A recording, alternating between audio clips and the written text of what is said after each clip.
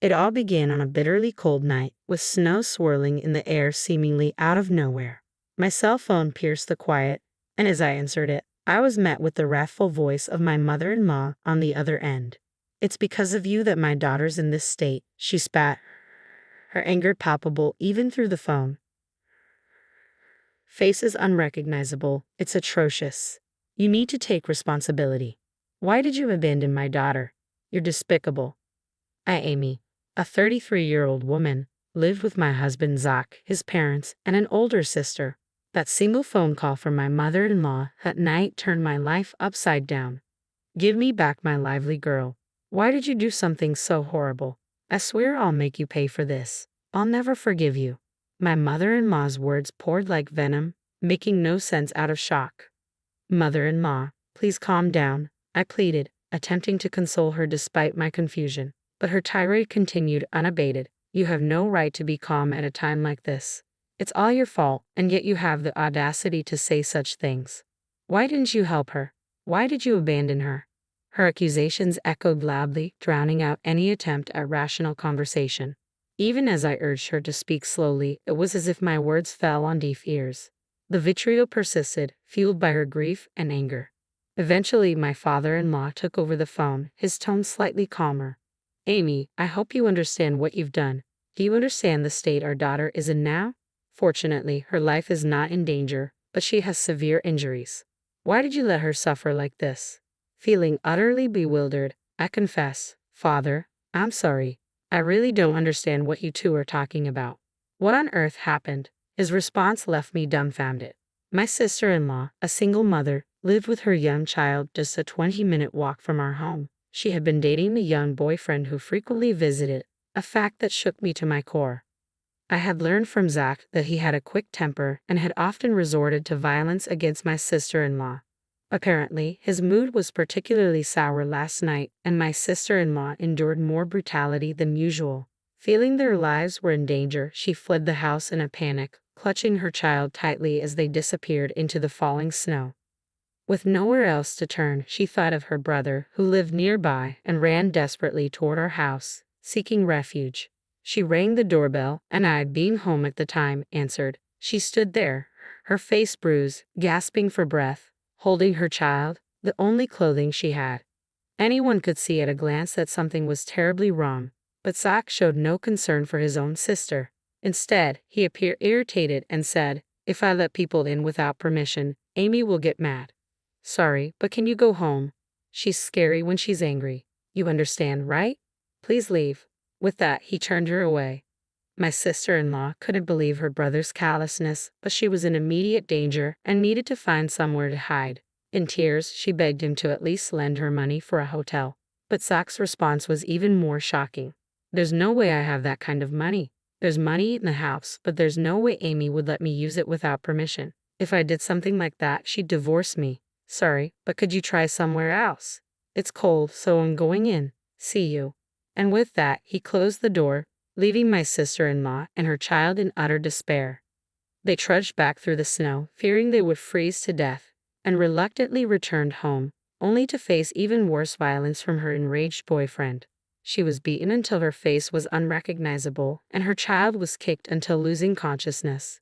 She tried to stop him by clinging to her boyfriend, but the violence only escalated, and her screams echoed through the neighborhood along with the sound of breaking dishes and destruction. A passerby, alarmed by the commotion, reported it to the police. Afterward, my sister-in-law and her child, battered and collapsed, were found and immediately rushed to the hospital in an ambulance. Though conscious, they were severely injured and required hospitalization with a prognosis of 1 month for full recovery. I arrived home late last night due to work, and my sister-in-law hadn't shown up by then. If I had been there, I would never have turned her away. Had I seen her in that state, I would have deemed it dangerous, let her in, and promptly called the police. It bewilders me why my in-laws believe I turned her away. Despite the shock of such a terrible incident happening to my sister-in-law, I couldn't grasp the reality of my in-laws blaming me. I felt deeply confused, especially under my father-in-law's relentless accusations. I knew I had to clear up the misunderstanding. Frantically, I explained that I wasn't home when my sister-in-law came by. I had been working late at the cafe run. If I had been home, I would have noticed her unusual behavior and let her in. I would never turn her away. Please give me some time to figure out what happened. Although he wasn't convinced, he seemed to cool down and hung up the phone. That day, I was working late at my cafe, developing a new menu. I had informed Zach about the expected time I'd be home, but I ended up working longer. I missed the last subway and had to take a taxi, not arriving home till past midnight. When I got home, I saw Zach, but he didn't mention a thing about his sister. I was confused about his actions. However, when I confronted him after he came home from work that night, his response was shocking. I could tell something was wrong when she showed up, but I was just about to enjoy my beer, and it was cold outside, so I wanted to close the door quickly. Plus, I didn't think there was anything I could do about it. I couldn't hide my anger at his selfish excuse. Didn't you feel anything seeing her like that? Why couldn't you at least let her in? She's been through a lot since you turned her away. When I detailed his sister's current condition, he justified himself by saying, "Remember how you used to complain when my parents dropped in without notice? I thought I was being considerate by not letting her in, thinking you wouldn't like it. What did I do wrong?" It turned out he had assumed that I would be bothered if his sister showed up unannounced and turned her away. I asked him another question. "Why did you lend her any money? You could have done that much, couldn't you?" He responded, "I was taken aback when she asked for money. I was short on cash right before payday, having recently lost money playing slots, and I hardly had $10 in my wallet. If I gave her household money, I knew you would get mad, so I refused." I don't see anything wrong with what I said. I defended myself. I was speechless, completely shocked. I had always thought he was a bit self-centered, but he also had many good qualities. I had been giving him the benefit of the doubt, but I realized it was a terrible mistake. He was incapable of making sound decisions because he always put himself first. He had no compassion for others, not even a bit of kindness, and he was foolish enough to prioritize his drinking over his own sister's distress. But it was too late to realize this now. He didn't seem to feel guilty or responsible at all about his sister being rushed to the hospital. From my perspective, she would have ended up like this anyway, no matter where she ran off to. On the bright side, she's safe in the hospital now. We're both safe, all thanks to me, right? He was talking about it as if it was someone else's business. His heartless remarks were making me feel like I was losing my sanity, so I decided not to talk to him any longer, holding back my anger.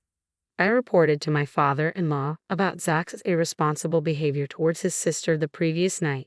Upon hearing my words, Zach's father lost his composure in a fit of rage. He exclaimed, "There's no way my Zach would do such a thing to his own sister. You're lying. Stop making up stories, Amy. Are you trying to make Zach the worst just to escape your own guilt? If you're going to spew such nonsense, then show me some proof." He refused to listen to me at all and again blamed me for everything. I endured his accusations while desperately trying to figure out how to prove my innocence. If things remained this way, I would be branded a monster while Zach, the real culprit who drove his sister away, would live on without any sense of guilt or retribution. This was a situation I could not tolerate. After much thought, I remembered that my sister-in-law had arrived at our home around 9 p.m. that night. I found something that could prove my innocence. My shop was equipped with a security camera. The footage clearly showed me working alone until around 11 p.m. that night. Armed with this footage and another piece of evidence, a taxi receipt that showed the time I got home, I went to my in-laws and proved that I wasn't at home when your daughter came home. Do you believe me now? It was probably something they didn't want to believe, but faced with clear evidence, they had no choice but to accept it. Zach's father, his hand trembling, muttered, though Amy wasn't home then. Despite their shock, Zach's parents hardly called him in to uncover the truth about that night. The moment he arrived, they fiercely demanded, "Why did you drive your sister away, just as you had done with me?" Zach tried to deflect all blame onto me, claiming that he thought I would dislike having his sister in our home. Hearing this, his father said, "We already know that Amy wasn't home after that time, but your sister says she saw a woman in the house. How do you explain that, Zach?" I was speechless. If there was another woman in our home at 9 p.m., there was only one possible explanation. "Wait, Zach, what is going on? Who is this woman?" I asked him, my voice shaking. Zach's face turned pale as he squirmed under the questioning from both his parents and me until he finally confessed everything. When I told him I would be late because I was working on a new menu, He saw it as an opportunity to bring his mistress home. He knew I often came home after midnight when I was immersed in my work, so he felt safe in inviting her over. When his sister suddenly showed up asking to be let in, he panicked and drove her away for fear of his affair being discovered. You fool. Not only did you betray Amy, but you also left your only sister out in the snow. What were you thinking? Why didn't you lend her any money? Explain yourself. His father's anger was overwhelming, and Zach confessed the real reason he hadn't given her any money.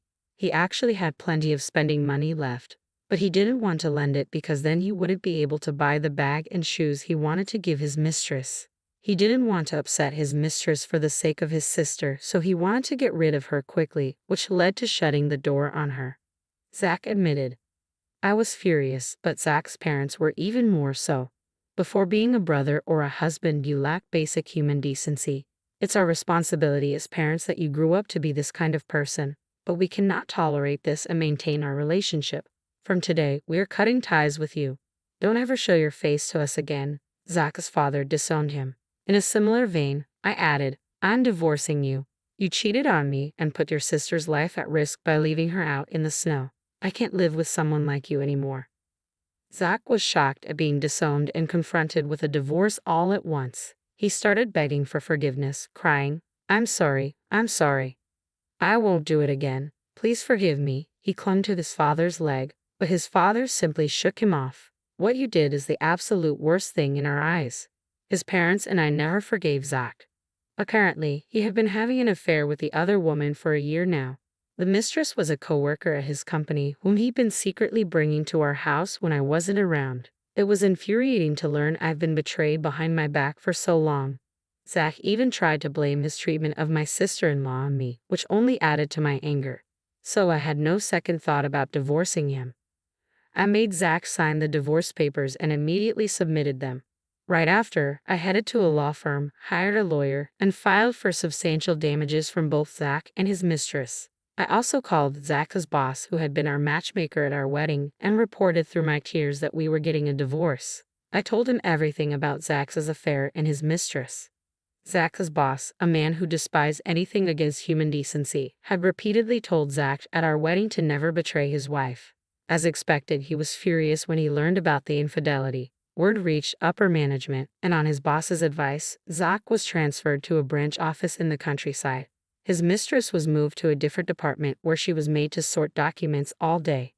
However, my sister-in-law's revenge against the two was even more ruthless. Still suffering from the after-effects of her injuries, she deeply resented Zach's actions that day. To vent her hatred, she did something even more extreme than what I did. By coincidence, she was working at one of Zach's company's clients and knew some of Zach's colleagues. Using her connections, she revealed and spread within the company the cruelty she and her child had suffered that day. The company's employees, who had thought the divorce was due only to the affair, were shocked to learn the truth.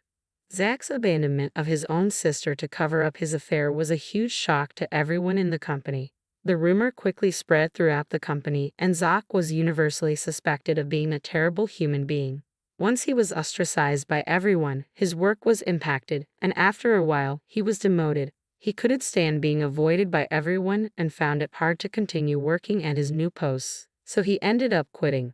To pay me the high alimony, he drained his savings and is still paying me by working live-in part-time jobs. Almost all his salary goes towards the payment, and I've heard he can't even afford a coat for winter and shivers in thin t-shirts. As for the mistress, she stubbornly clung to her job amidst the judgmental glances of her co-workers, despite my demand for damages after consulting my lawyer.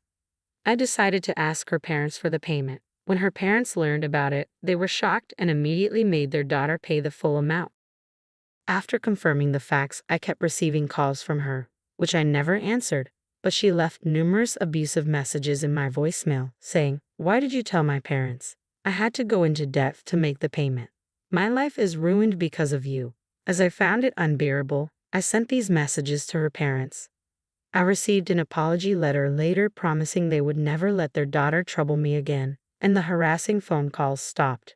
As for my sister-in-law, her abusive boyfriend's actions became a police matter, and she was able to file for damages for her injuries.